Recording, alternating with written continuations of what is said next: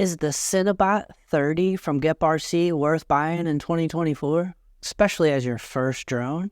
So in this video, I'm going to go over Cinebot 30 from Geprc. I'm going to explain why I bought this and go over a little bit of my history. It's been probably over 10 years ago. I got into the DJI NAS unit and the DX frame. I built those out and was flying that stuff. Then I got into FPV. I bought some analog Fat Shark goggles. I was flying 3-inch freestyle drones. I didn't get very good at it. I built it, put it together, and I think I lost it like within a couple months. Went down, could never find it.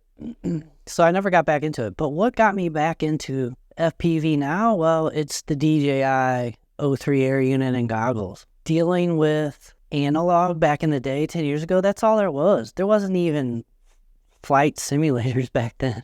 It was fun. It was just hard to see and learn. And as soon as the DJI O3 Air unit and the goggles came out, I was like, I'm getting back in it. So I started looking at the Avado. Should I get the Avado is what I was thinking. People said it's super loud and, GPS. And I've flown DJI drones, Mavics, a bunch of them. I just didn't want to go back down that road. And with the remote ID going on, I was like, I don't know that I want to get DJI. So I started looking at this Geprc basically as a replacement for the Avado. I'll break down if it's worth buying or not, but these are the reasons that I bought it, right? It's no remote ID. It's got the DJI O3 Air unit. I can run, I ended up buying Integra goggles, and I can fly my Integra goggles and have HD FPV, right? 1080. It's excellent, right? That's what I was after. No remote ID. I don't have to, it's a cinewhoop. When I bought it and I crashed it right away. I headed out in some pretty heavy wind and I got too far away, too low, and crashed it. And it caught on fire, burnt up some stuff, and the motor was smoked, so I had to replace the motor. I enjoyed it. It's not sub 250 grams. And it flies fairly decent. It can't do a lot of acrobatic stuff. It can do some, but it's not crazy acrobatic, and it's more of a lifter to put a cine lift to put GoPros and DJI action cameras on it and stuff, but I wasn't ever going to do that.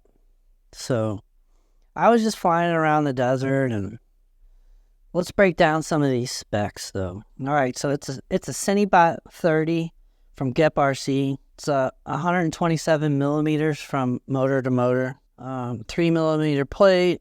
It's got the DJI O3 Air unit on it, and I really like that. And that gives us 4K at 60 frames per second, which is awesome. It's 1080 in the goggles. It's pretty awesome. The motors are 1804 with 2550 kV, 6S, and the weight on it, not with a battery, in the O3 unit is 235 grams. And I'm running ELRS, Express LRS on the back here. I like it. It flies fairly decent for a cinewhoop.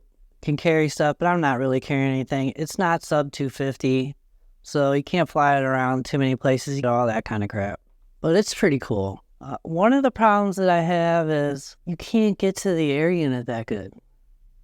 You have to take the plate off, and here's the USB-C to get in there. Just can't get the card out. So it's just kind of dumb how you can't get to the air unit. I think more and more people are starting to put them down lower so you can get to it, and that's a lot better deal. I like it. I like the way it flies. I'm not going crazy with it because it is a cinewhoop, and so this is my thing. Is the Cinebot 30 worth buying in 2024? And I would say, no, not really. It's not worth buying. And I'll explain why. If you're looking for a Cinebot that's small and can carry a GoPro or a naked GoPro, yeah, these are pretty good if that's what you're after. If you're just trying to freestyle in the park like I am, it's not the greatest flyer, and it's heavier than 250 grams, so you got to be careful around people, and it's big enough that people are like, I don't know. It's big enough that it becomes kind of a concern. I think it's very limited on its role.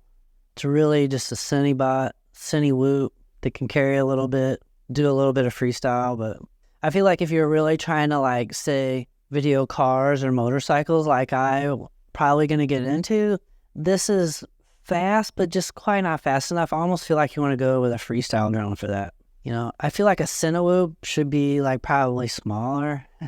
It almost directly competes with the Avata, so that's, I think, kind of why I went after it, because I was trying to get something better than the Avata, and this is better than the Avata, but I think there's a lot better products out there now in 2024. My biggest thing is sub 250. After flying this for a little bit, I want sub 250 grams. So I can go just about anywhere I want, not worry about people, not worry about noise, none of that stuff. You know, this thing is a little loud, but it's not as loud as the Avata, but it's not as quiet as some of the sub 250 cinewhoops out there. I feel like some of the new sub 250 cinewhoops will do just as much as this. I did get it in 6S. I don't know that I like 6S. I mean, 6S is great, but I really feel like I want to be sub 250 grams on everything. So that's probably the direction I'm going to move. But the Cinebot it's a cool drone. I think it's kind of limited in its ability, what to do with it. I don't think it's a very good all-around. It's kind of all-around drone, but I don't feel like it's as all-around as some of the others on the market.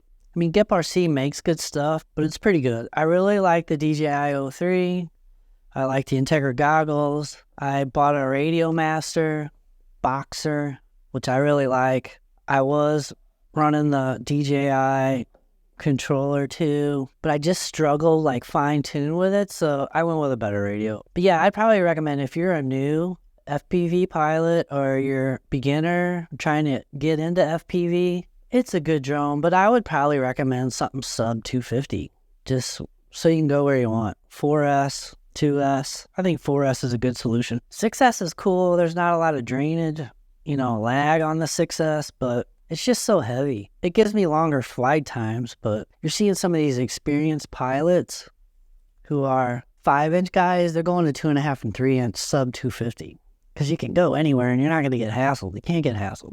So it's a cool drone. I think the problem for me is I have to get in my car and go to a spot and fly it, because it's just big enough to like cause that problem. I really want to just do sub 250 and fly it in my neighborhood at the local park and put it in my backpack and do just as much with it, right? What would I recommend? I don't know. There's Cinelog 30. There's the Beta FPV 35. So there's some cool cinewhoops that are just a little bit bigger, because once you get over 250, you might as well get as big as you can, as versatile as you can, more dual purpose as you can. But it wasn't bad for a first drone. Like I say, even if I use this for like commercial purposes to film for another company, like chasing cars or motorcycles, I would probably get a freestyle drone, not a cinewhoop. Or I would just get a little bigger one that's a little faster, that's going to fill the same role. Yeah, hope you like it. Thanks for watching. Appreciate you. And catch you guys later.